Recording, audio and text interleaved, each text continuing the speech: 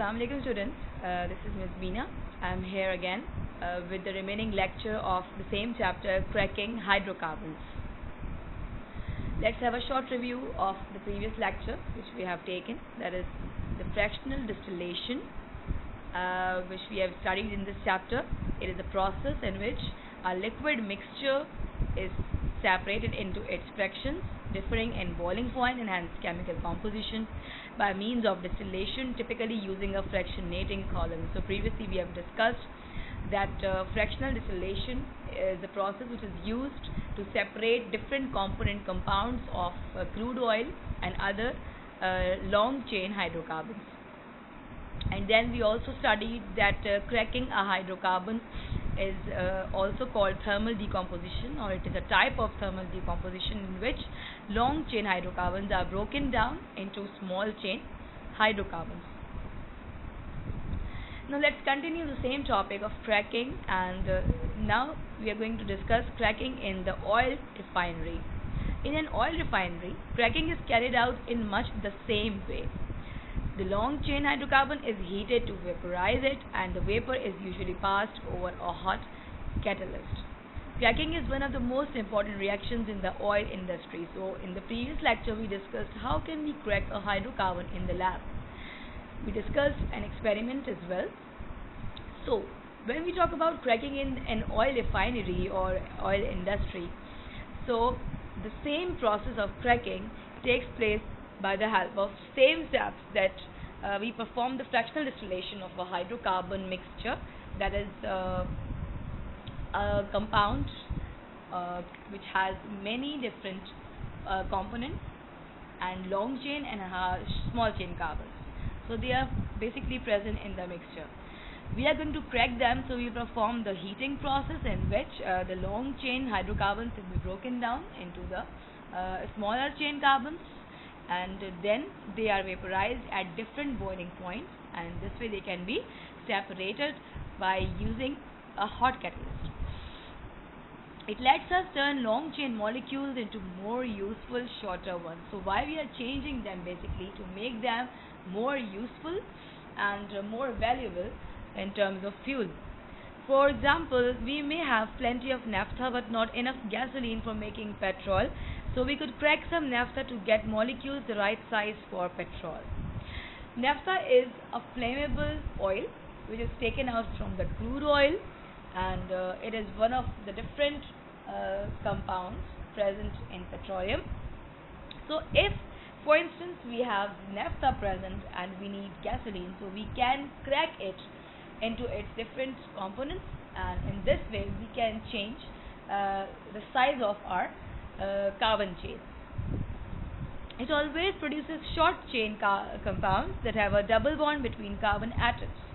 The double bond makes these compounds reactive, so they can be used to make plastics and other substances. When the catalyst is used, cracking is often called catalytic cracking, because when we are using a catalyst, then that cracking process will be called catalytic cracking. So what happens basically in this process, that the alkanes, what are alkanes? Alkanes are straight chain carbon compounds in which there are long straight chains present. There are no branches over there and there is no double bond present. So when we perform the cracking of those hydrocarbons, then the single bonds will be converted into the double bonds, and then these chains will be broken down. As a result, what happens, that the double bond carbon compounds will become more reactive because then carbon will be making the double bond. The double covalent bond will make it more reactive because the electrons will be present over there to react with other compounds, and in this way they can be converted into reactive compounds. As you can see here, that the less valuable products are converted into more useful and valuable products by the help of cracking. By this process we also separate the impurities present in the petroleum. Now let's discuss an example of cracking, that is cracking of naphtha fraction in detail. As you can see in this picture, that this long chain hydrocarbon is a part of naphtha, that is decane. Decane from the naphtha fraction can be cracked to form pentane for use in petrol, propene and ethene. So basically decane word is used for 10 carbon atoms. So you can see in this molecular structure that there are 10 carbons joined together by single covalent bonds along with 22 hydrogens. So this molecule is called decane. As it is a long chain carbon compound, therefore it is less reactive and we need to crack it. So when we perform the fractional distillation of this molecule, it will be converted into these three hydrocarbons. First is pentane C5H12, second is propene C3H6 and third is ethene C2H4. First is pentane. Pentane is used in petrol and it is a type of alkane having single covalent bond.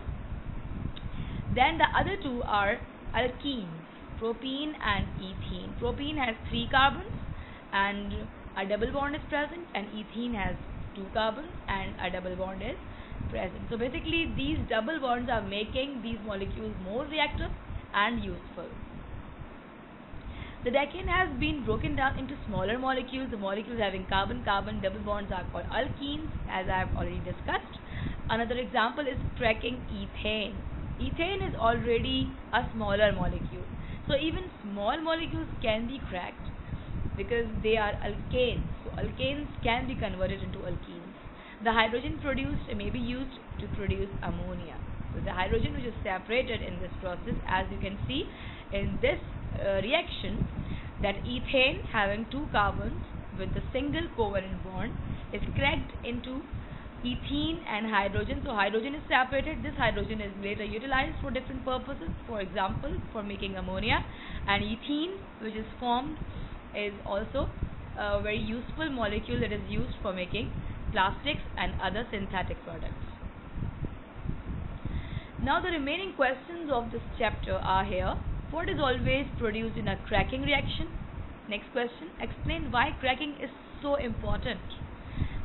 The next question is draw the molecular structure of decane and show its cracking. What are the products of this reaction? Here this chapter is ended. I hope you have understood it. Solve all these questions and revise this chapter. Thank you students. Allah Hafiz.